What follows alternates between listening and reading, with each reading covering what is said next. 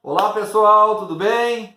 Vamos dar andamento ao nosso conteúdo, vamos seguir avançando na nossa pauta de matéria. Nós fechamos na última aula propositiva, porque tivemos semana do MP e tivemos prova. Fechamos no artigo 137, que tratava do crime de rixa. Tá? Então nós abordamos naquele momento o crime de rixa, tá? Fazendo um remake, um lembrete, tá? Que é quando existe a luta entre duas ou três ou mais pessoas, onde as agressões são recíprocas. Tá? Só estou fazendo um lembrete que a rixa é aquela popular vias de fato, onde há agressão, mas é agressão mútua. Não tem ninguém que não é quando um agride só e o outro só se torna vítima. Então é essa questão que se configura no crime de rixa. Tá? Bom, no conteúdo de hoje nós vamos adentrar nos crimes contra a honra, especificamente baseado no nosso Código Penal, na doutrina e no nosso material. Peço que vocês, sempre que possível, acompanhem o material. Nós vamos entrar nos crimes contra a honra. Tá? Aonde, professor, isso se encontra no Código? Ao início desse conteúdo, no artigo 138, que trata do crime de calúnia. Tá? Então, vocês se debruçando sobre o artigo 138 e seguintes, nós vamos interagir sobre os crimes contra a honra. Tá?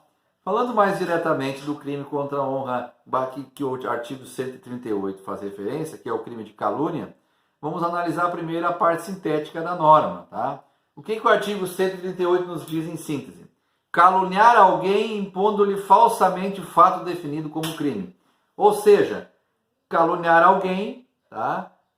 Acusando essa pessoa ou nominando a ela, tá? Um fato que é falso, um fato que não existe. Tá? Qual é a pena para esse crime? Detenção de 6 meses a 2 anos e multa. Veja bem que nesse caso não é ou multa, nesse caso a pena de detenção de 6 meses a 2 anos mais a multa. Então, voltando à fita, nós estamos falando do crime de calúnia quando nós vamos caluniando uma pessoa, imputando a ela falsamente um fato como crime. Por exemplo, tá? O Joãozinho, a Mariazinha, eu acho que foi a Mariazinha que roubou aquela estátua lá na exposição. Então, eu estou imputando a Mariazinha o fato, um fato ocorrido. Houve o furto? Houve, mas a Mariazinha não tem nada a ver com a situação. Não existe nenhum vestígio que ela esteja envolvida. Mas eu, tá? Levianamente vou e fico caluniando a Mariazinha. Então eu vou me configurar no artigo 138, caput, tá? E a pena base é detenção de 6 meses a 2 anos mais a multa. Mas o artigo 138, pessoal, não para por aí. Ele não finda na questão apenas do caput. Ele se estende ainda em 3 parágrafos, tá? E vamos agora analisar um a um, ponto a ponto, para a gente poder fazer um entendimento sobre estes, tá? Primeiro parágrafo do 138 diz o quê? Na mesma pena que eu citei antes, detenção de 6 meses a 2 anos e multa, incorre quem sabendo falsa imputação, a propala ou divulga. Ou seja, na mesma pena do sujeito ativo, aquele camarada que estava falando da Mariazinha, que tinha sido ela que furtou, tá? Vai também ser imputada a pessoa que, sabendo que não é verdade, porque eu contei, eu estou espalhando isso aí, mas é mentira, eu quero ferrar com a Mariazinha. Eu sabendo que é mentira, eu vou lá e continuo falando. Não, tu viu? A Mariazinha roubou a estátua. Tu viu? Tô sabendo? Tá sabendo? E assim, multiplicando essa informação. Esta pessoa, este terceiro, que veio a propagar essa informação, sabendo que ela é falsa, também vai ser imputado, tá, na mesma pena de detenção de 6 meses a 2 anos, mais a multa. Tá? Bom, e o parágrafo 2º do 138, o que ele nos remete? Qual a compreensão que ele nos passa? É punível a calúnia contra os mortos. Aí vocês podem pensar, mas professor, o senhor está maluco?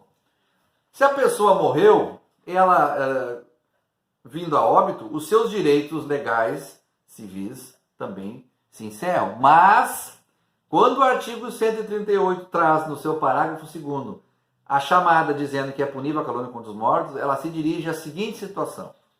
O cidadão faleceu, está enterrado, né, está com Deus, aquela coisa toda. E as pessoas começam, mas tu viu aquele... Não é porque ele morreu que ele ficou bonzinho, era ladrão, era sem vergonha, era um estuprador, era um bandido, era não sei o que, não sei o que, não sei o que lá. O sujeito que não está mais entre nós, ele não tem mais seu direito subjetivo ativo, mas os seus familiares têm, porque a honra dos seus familiares está sendo atingida. Pensem, imaginem os filhos, sabendo da pessoa falando que o falecido pai dela era ladrão, tá? Era isso, era aquilo, era aquele outro. Então é possível calúnia sim contra os mortos. No caso, quem será a vítima efetiva são os familiares, as pessoas, entes queridos, etc. Tá? Então é importante que esse parágrafo 2º, apesar de ele ser singelo, ele é muito fácil de trazer confusão na interpretação, principalmente quando nós nos deparamos com questões em concurso ou questões de avaliação de semestre mesmo, tá bom? Bom, e o parágrafo 3º, que é mais denso? O parágrafo 3º do 138 nos apresenta inclusive incisos. Tá? Vamos lá. E ele traz a referência à questão da exceção da verdade. Veja bem, é importante observar, dentro do mesmo parágrafo, nós temos várias situações importantes que têm que ser mensuradas e interpretadas, ponto a ponto. Por isso que eu estou fazendo didaticamente, pausadamente, a interpretação com vocês. Então, no artigo 138, o parágrafo 3º, nos traz a seguinte redação. Admite-se prova de verdade salvo. Ou seja, é possível que se aceite a prova da verdade, mas existem casos que isso não pode ocorrer. E quais são eles? Primeiro inciso. Se constituído o fato imputado, crime de ação privada, o ofendido não foi condenado por sentença irrecorrível. Então, admite-se prova da verdade, ou seja, a pessoa pode até... O que quer dizer isso? Veja que o Código Penal nos apresenta situações que precisa ter muita cautela na interpretação. Parágrafo 3º diz o seguinte: admite-se prova da verdade, salvo, ou seja, menos quando... Então, admite-se prova da verdade, por exemplo, o cara está sendo imputado por calúnia, mas se comprovado que o que ele disse era verdade, não se configura calúnia. Então, admite-se prova da verdade, sim, mas existe alguns casos que isso não é possível. E um desses casos é quando o fato imputado for contra ação privada, tá? E o condenado não foi sentenciado de maneira irrecorrível. Ou seja, tu não pode considerar verdade se o cidadão não tem direito a recorrer do fato. Ele não está sentenciado em sentença final transitada em julgado. Ele ainda pode recorrer, ou seja, ele ainda pode ser considerado inocente. Se ele ainda pode ser considerado inocente, nós não podemos afirmar que aquele fato é verdadeiro. Por isso, não pode se admitir a prova de verdade. Inciso 2º. Se o fato é imputado a qualquer pessoa indicada, tá, no artigo 141. O que diz o artigo 141? Só para adiantar um pouco o teor. As penas combinadas entre o capítulo aumentam-se em 1/3 em qualquer dos crimes cometidos, contra presidente da República, funcionário público, etc. Então, se o fato for imputado contra funcionário público, presidente da República, também não se admitirá prova da verdade. E o inciso 3º diz o seguinte: se do crime imputado, embora de ação pública, o ofendido for absolvido por sentença irrecorrível. Ou seja, essa é mais fácil que andar para frente. Tá? Se ele for absolvido de sentença irrecorrível, ou seja, que o Ministério Público, por exemplo, não pode mais recorrer, ele foi absolvido em última instância, ele está livre, ele é inocente, não se faz necessário se admitir prova de verdade nenhuma, porque ele é totalmente isento de possível de ter qualquer envolvimento com aquela ação que é objeto do caso da possível calúnia.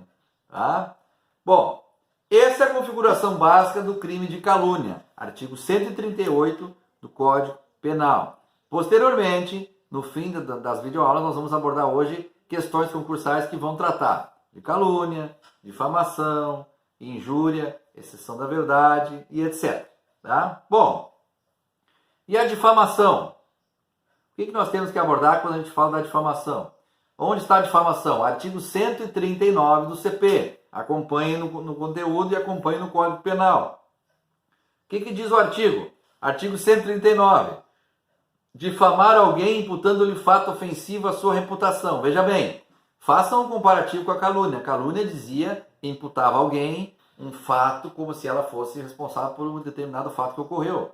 Tá? Como o roubo da estátua, acusando a Mariazinha, sendo notoriamente claro que aquele fato não se dirigia a ela. Então, eu estou caluniando ela. A difamação, eu estou difamando alguém na sua na sua honra, na sua condição, por exemplo, tá? Manchando a sua reputação. Tá? A pena por crime de difamação é o seguinte,